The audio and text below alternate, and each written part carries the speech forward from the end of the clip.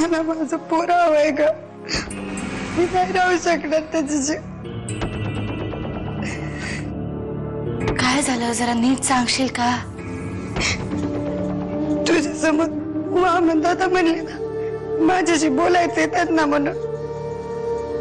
हो मग बोलले का ते?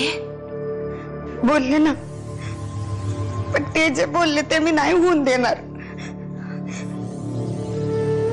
काय झालं सुगंधा, काय म्हणाले ते? जानकीताई अगं माझं पोर पाडायला सांगते ते मला. शिवाप्पाची सुटका ही सगळ्यात मोठी रक्कम आहे आमच्यासाठी. तुम्हाला खरंच वाटतं की तो सुटावा म्हणून?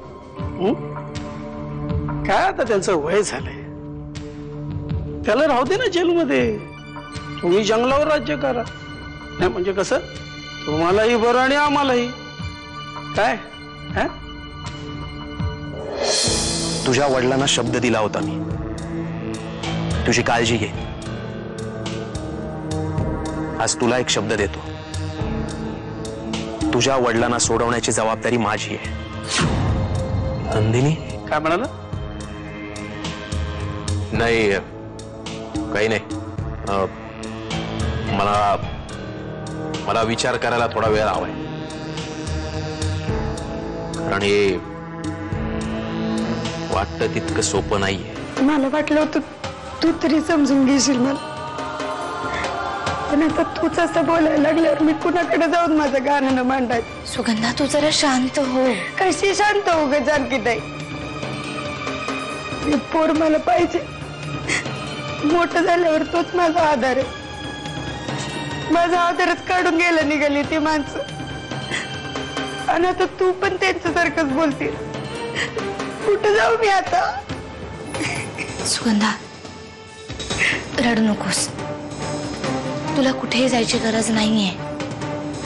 तू इकडेच राहायचंयस. आणि मी बोलते बामनदादांशी, तुझ्या बाळाला काही नाही होणार. तू इथे का आलायस, कशासाठी आलायस? ज्या माणसाला तू भेटलास तो कोण होता? इतका धोका पत्करून तू इथे कशासाठी आलायस? हे बघ, तो सरकारातला आपलाच माणूस आहे. शिवाप्पा पण ओळखतोय त्याला. अगं त्याने खूप खबरी दिल्यात आपल्याला. तू इथं कशाला आलीस? मला तुझी काळजी वाटली म्हणून. जानकी हे मूल घेऊन ती पुढे काय करेल, कुठे जाईल? पण तिने कशाला कुठे जायला पाहिजे? आपण त्या दोघांनाही सांभाळू ना. अशा अजून किती जणांना सांभाळत राहणार आहेस तू जानकी? आज ही सुगंध आहे, उद्या तू परशुला लगाम घालू शकणार आहेस? नाही, पण सुगंधा आपल्या घरातली आहे ना.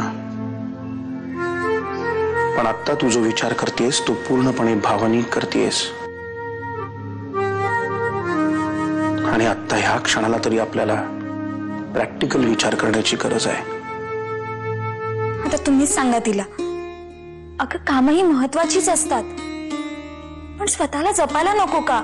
सुमिताई, आताचे दिवस असं नाही राहिले की घरामध्ये बसून कामं होतील. हे बघ, आजचा दिवस मामनदादा जातील, तू उद्या जा ना.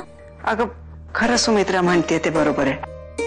मला माहिती आहे आम्ही नाही तुला घरात थांबवू शकत, पण आजच्या दिवस विश्रांती घे. मी माझ्या बाबांना इथे परत आणणार आहे. त्यासाठी मला तुला मारावं लागलं ना तरी मी मागे पुढे बघणार नाही. माझा जीव घेऊन जर तुझे बाबा परत येणार असतील तर खुशाल मारून टाक मला. फक्त मारल्यावर माझी बॉडी माझ्या घरी पाठव, नाहीतर अमृताचा विश्वासच बसणार नाही की मी गेलो.